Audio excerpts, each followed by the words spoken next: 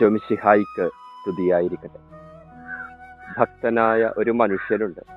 ദൈവം എന്ത് പറഞ്ഞാലും ചെയ്യാനായിട്ട് മനസ്സുള്ള ഒരാൾ. ഒരിക്കലും ദൈവം അയാളുടെ മുൻപിൽ പ്രത്യക്ഷപ്പെട്ടിട്ട് പറഞ്ഞു, നിന്റെ വീടിന്റെ മുൻപിൽ ഒരു വലിയ പാറക്കല്ല് നീ കണ്ടിട്ടില്ലേ? നാളെ മുതൽ നീ അത് തള്ളാനായിട്ട് ശ്രമിക്കണം, അതിനു വേണ്ടി പ്രയത്നിക്കണം. ഇയാള് ദൈവം പറഞ്ഞത് അതുപോലെ തന്നെ കേട്ടു.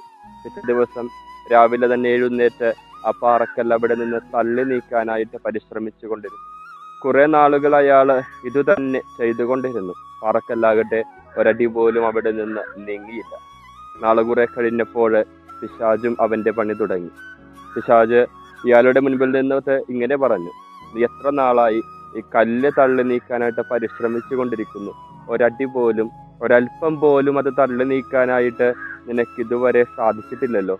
ദൈവം നിന്നെ കബളിപ്പിക്കുകയായിരുന്നു. നീ ഇത് നിർത്തിയിട്ട് നിന്റെ പാട് നോക്കി പോവുക.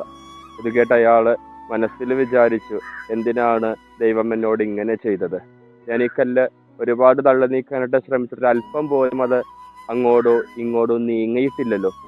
ഇനി മുതൽ ഇത് നിർത്താമെന്ന് അയാൾ തീരുമാനിച്ചു. ഇന്ന് രാത്രി പരിഭവത്തോടെ അയാള് ദൈവത്തോട് പ്രാർത്ഥിക്കുകയും ചെയ്തു, ഞാനിത് നിർത്താനായിട്ട് പോവുകയാണ്.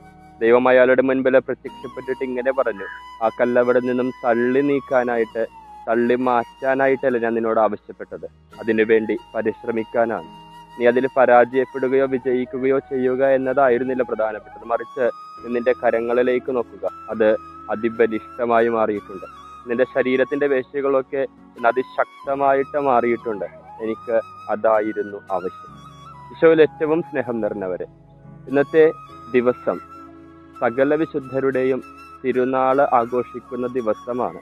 ആത്മീയ ജീവിതത്തിലേക്ക് കടന്നു വന്ന ചില പാറക്കല്ലുകളെ തള്ളി മാറ്റി ചില സഹനങ്ങളെ തള്ളി നീക്കാൻ പരിശ്രമിച്ച് ആത്മീയ യുദ്ധം നടത്തി ശരീരവും മനസ്സും ആത്മാവും ദൃഢമാക്കിയ ചില വിശുദ്ധാത്മാക്കളുടെ ദിനം.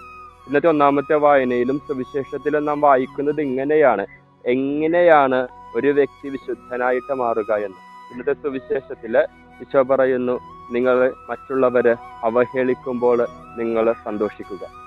ഇന്നത്തെ ഒന്നാമത്തെ വായനയിൽ വിശുദ്ധന്മാരുടെ ഒരു ഗണത്തെ വെളിപാട് ഗ്രന്ഥകാരൻ ദർശിക്കുമ്പോൾ ആ സ്വർഗത്തിലുള്ള ഒരു പ്രധാന ശ്രേഷ്ഠൻ അയാളോട് പറയുന്നുണ്ട്, ഇവര് പരീക്ഷണങ്ങളെ അതിജീവിച്ച് കടന്നു വന്ന വിശുദ്ധരാണ് എന്ന്.